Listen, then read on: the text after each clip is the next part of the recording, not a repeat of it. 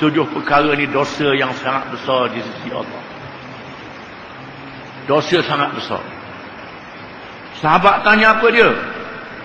Lalu Rasulullah SAW menjawab, yang pertama syirik, menyekutukan Allah dengan sesuatu yang lain. Ini dosa yang paling besar, yang tak diampun oleh Allah dosa ni.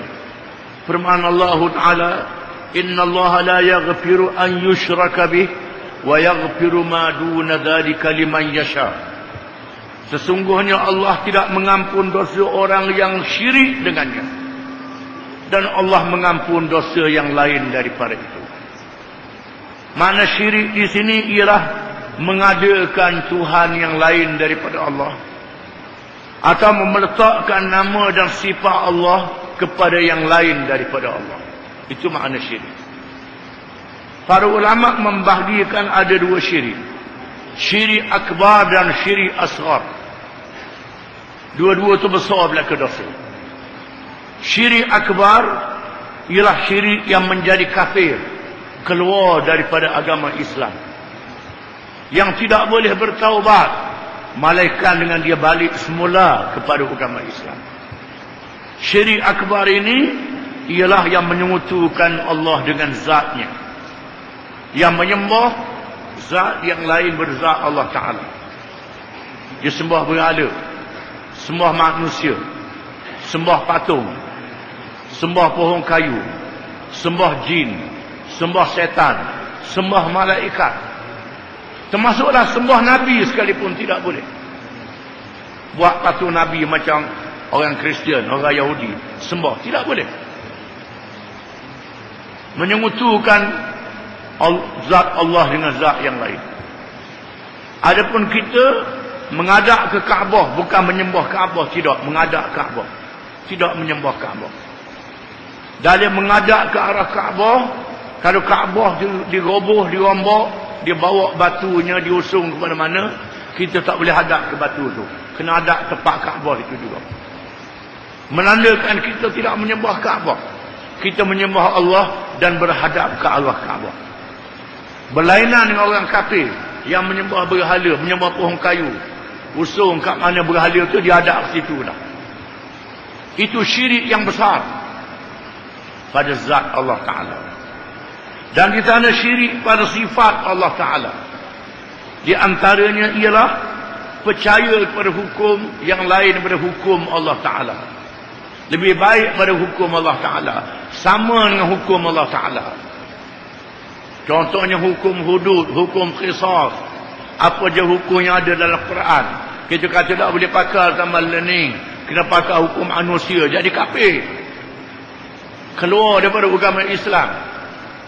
Kerana hukum-hukum ini disebut dalam Quran, as-sariqu was-sariqatu faqta'u aydiyahuma jazaa'an bima kasaba nakalan min Allah. Suratul Maidah.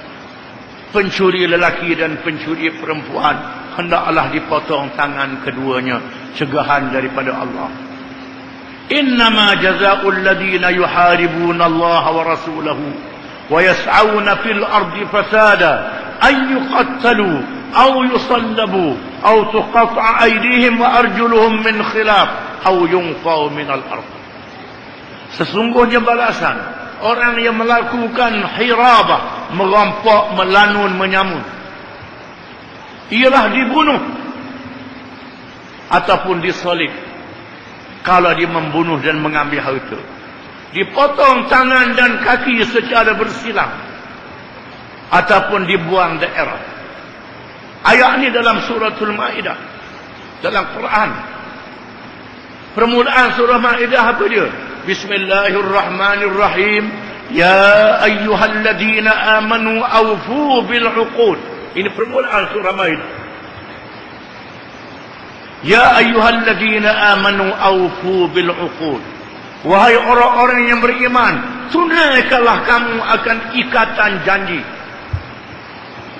Bukan saja ikatan janji jual beli, termasuk dalam janji jual beli, janji syarikat. Janji yang paling besar ialah janji dengan Allah. Asyhadu an la ilaha illallah wa asyhadu anna Muhammadar Rasulullah. Itu ikatan janji kita dengan Allah Ta'ala. Belum melanggar hukum-hukum yang ada dalam surah ini. Mengatakan hukum ni tak sesuai, kalau pakai hukum ni tak layak zaman learning, hari ambil hukum orang putih daripada England, daripada mana-mana. Bermakna kita telah merombak janji kita dengan Allah. Di mana Quran yang menyebut hukum ini adalah kalam Allah Ta'ala, adalah ilmu Allah Ta'ala. Sedangkan mengaji sifat 20, ilmu, kalam, ngaji belaka. Ilmu sifat Allah Ta'ala, kalam kata-kata Allah Ta'ala. Dia pakai hukum lain pasal apa pula? Percaya ada lain pada ada ilmu lebih pada Allah Ta'ala. Percaya kalam yang lain lebih molek pada kalam Allah Ta'ala. Di sinilah menjadi syirik pada sifat Allah Ta'ala. Suratul anzalnaha wa faradnaha, suratul Nur, permulaan surah dia. Bismillahirrahmanirrahim. Suratul anzalnaha wa faradnaha, surah yang kami turun dan kami fardukan. Dalam surah Nur ini disebut az-zaniyatu waz-zani fajlidu kulla wahidin minhuma mi'ata jaldah. Orang perempuan yang berzina dan lelaki yang berzina disebat sebanyak 100 sebatan. Ini dalam surah An-Nur. Dalam surah An-Nur juga, wala yubdina zinatahunna illa ma zahara minha. Dan janganlah perempuan itu menzahirkan perhiasan mereka melainkan apa yang zahir. Ayat ini menyatakan wajib menutup aurat. Ini wajib menutup aurat dalam surah An-Nur. Oh, tak apa tak tutup aurat, tak apa panah pakai pakaian tutup aurat ni tak bebas. Bermakna melanggar kalam Allah Ta'ala. Suratun anzalnaha wa faradnaha. Ini permulaan surah An-Nur. Bermakna telah melakukan syirik. Firman Allah Ta'ala, am lahum syuraka syara'u lahum minad din ma lam ya'zam bihillah. Adakah mereka itu mempunyai sekutu-sekutu yang boleh membuat hukum syariat, peraturan dalam perkara yang tidak diizin oleh Allah? Peraturan itu bukan saja peraturan sembahyang, puasa, termasuklah pakaian kita wajib menutup aurat, termasuklah memerintah negara, undang-undang jenayah, hudud, qisas dan lain-lain lagi. Barang siapa yang menganggap hukum yang lain baik pada hukum Allah, sama dengan hukum Allah, maka dia telah melakukan syirik akbar, syirik yang besar, keluar daripada agama Islam.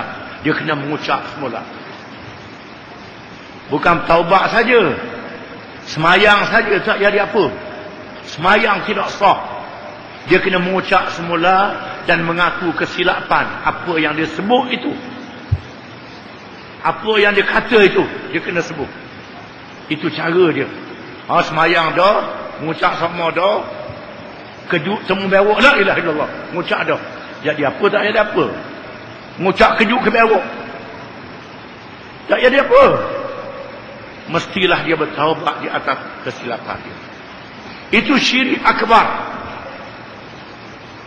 Ataupun dia mengatakan rezeki dia bukan pada Allah Ta'ala, rezeki dia pada si anu bin si anu, pada kerajaan, pada pemimpin, pada orang ni. Kalau tidak, tak ada lah rezeki dia. Ini tak boleh. Kalau dia kata cakap gitu, termasuk syirik akbar. Kalau sekiranya dia lawak, dia tak buat hukum, dia langgar, dia minum arak, dia tak tutup aurat, dia tahu waktu wajib, waktu haram, berdosa saja, dia dosa besar. Dia kena bertaubat, istighfar, boleh. Tetapi kalau mempermainkan hukum Allah, macam jadi syirik akbar.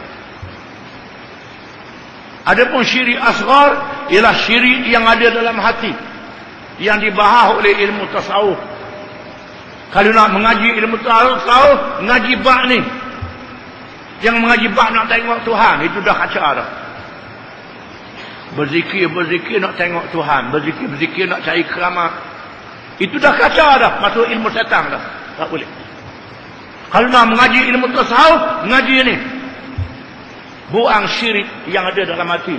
Iaitulah riya, ujub, sum'ah, sombong dan sebagainya. Ini perbahasan ilmu tasawuf yang sebenar. Yang kita kena faham. Iaitulah syirik asghar. Syirik yang kecil. Syirik ini menghapuskan dosa. Menghapuskan pahala. Menghilangkan pahala yang kita buat. Disebut dalam hadis, di antara orang yang dibawa pada hari kiamat ialah 3 jenis manusia. Yang pertama orang alim. Dibawa orang alim menghadap Tuhan. Tuhan tanya, aku membuat pada masa hidup datang dunia dulu. Lalu orang alim tu kata, ya Tuhanku, aku belajar, Tuhan beri ilmu kepada aku pandai, aku alim. Aku mengajar orang, aku bersyarah. Aku beri fatwa, royak hukum ke orang. Tuhan kata, ya aku tahu mualim. Tetapi membuat bukan kerana aku, kerana nak tunjuk ke orang. Kerana supaya orang kata mualim. Orang kata mu bijak. Bukan kerana aku. Kerana dunia. Mu belajar kerana dunia, bukan kerana aku. Lalu orang alim itu dia heret ke dalam neraka. Yang kedua, orang yang berjihad. Yang berjuang perjalanan Allah. Tuhan panggil. Apa mau buat? Dia kata, ya Tuhan, saya berjihad di atas dunia dulu. Berjuang, lawan musuh Islam. Berperang sampai mati. Tuhan kata, ya aku tahu mau berjihad, mau berjuang. Bersungguh lawan musuh Islam.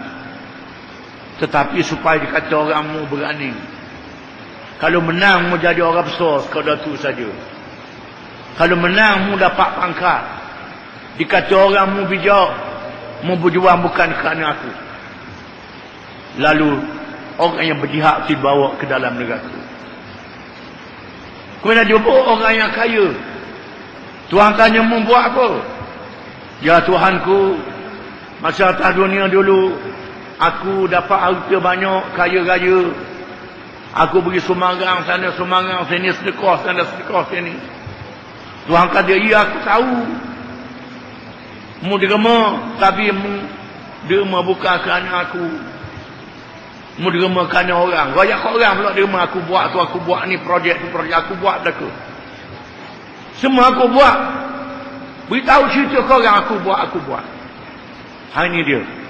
Diseret masuk neraka. Bukan kerana aku, Tuhan kata. Ingat, ini syirik asghar. Syirik yang kecil. Yang masuk dalam hati manusia. Masuk dalam hati pun tak boleh.